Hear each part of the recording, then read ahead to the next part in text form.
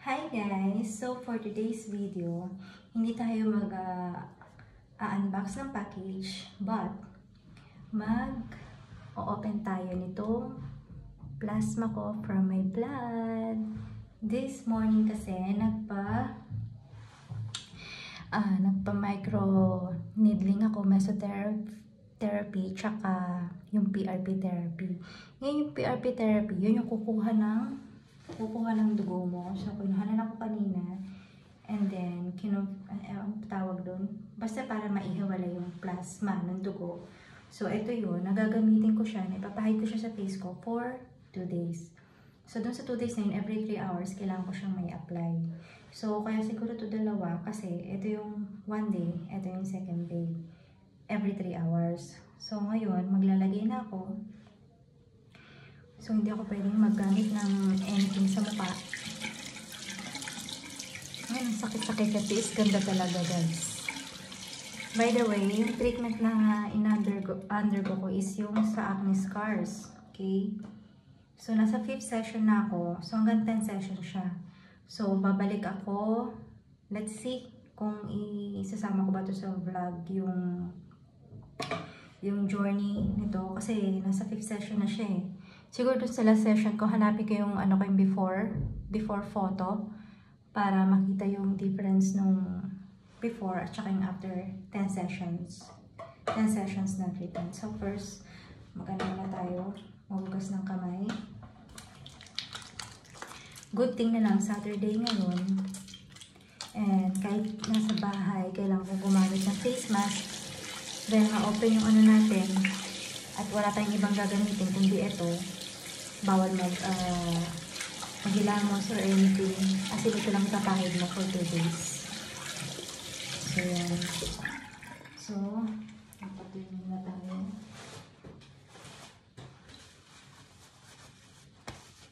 So, na-excite kasi talaga ako, guys. Kasi, di ba, yung sa dugo mo, di ba, yung papahid mo sa face mo, di ba? Not actually the blood itself. Pero plasma lang naman kasi siya, di ba? So, parang yan yung pinaka-serum mo, di ba? So, something new sa akin. Siguro sa iba, it's normal. Pero kasi sa akin, something new. So, kaya yan. Iba-vlog natin. So, ako nang bahala kung paano ko siya iba-budget. Basta daw malagyan yung buong face. So, vial siya. So, after 2 days, isasabihin ko din yung gagawin ko yung skin routine ko after nito for 2 days.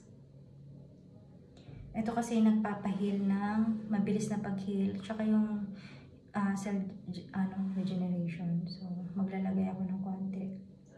Oops. Kasi every 3 hours, baka naman maubos ko lahat.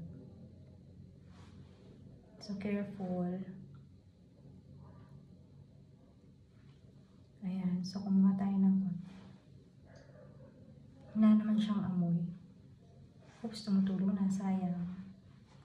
So, ilagay na natin siya sa face. Bago pa tumulo.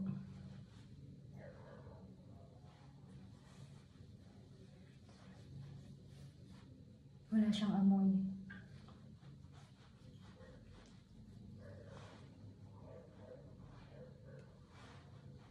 Mahapdi lang. Kasi syempre, nababasa yung sugat.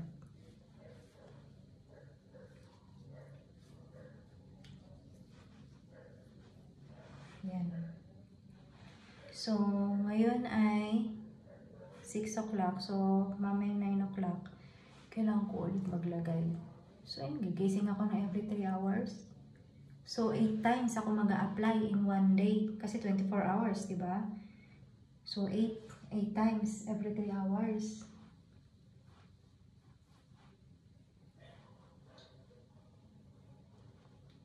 Wala siyang amoy. Ayan. So, hindi ko rin siya pwedeng patagalin. Kailangan makonsume ko siya within 2 days. Itong dalawang to kasi parang may expire ganun, mapapanis. Ayun guys. So, I'll be back.